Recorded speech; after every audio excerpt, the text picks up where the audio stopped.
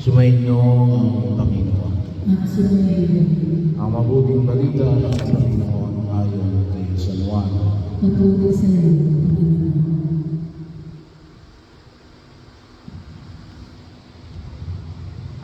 Noong panahon, marami sa mga Hudyong dumalaw kay Maria ang nakakita sa ginawa ni Jesus at nanalig sa kanya, ngunit ang ilan sa kanila ay pumunta sa mga Pariseo ang ibinalita ang ginawa ni Jesus. Kaya tinipon ng mga punong saserdote at mga Pariseo ang mga katawad ng Sanhedrin. Ano ang gagawin natin? Wika nila, gumagawa ng maraming kababalagan ng tao ito. Kung siya'y pababayaan natin,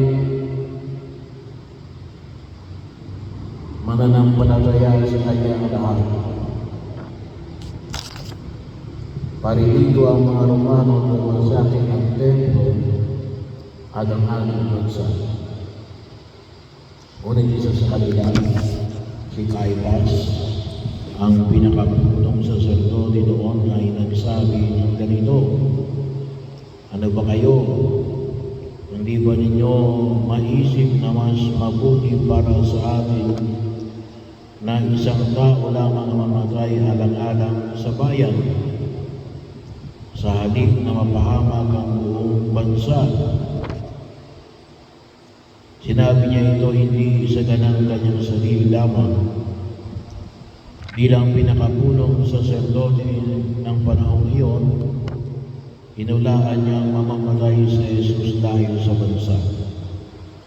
At hindi dahil sa bansang iyon lamang, kundi upang tipunin ang nagkawarak-warak na mga anak ng Diyos.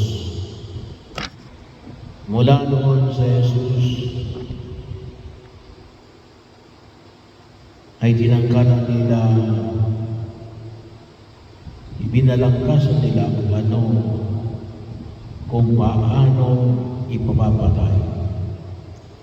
Kaya hindi na siya hayagang naglakad sa Judea.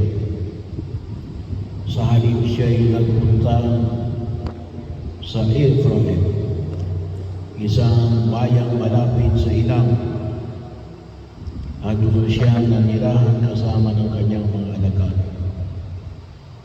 Malapit na ang pista ng Pasko, maraming mga lalawigang pumunta sa Jerusalem bago magpasko upang isagawa ang paglilinis ayon sa kautusan. Hindi nila makita sa Jesus sa templo, kaya nagtanungan sila,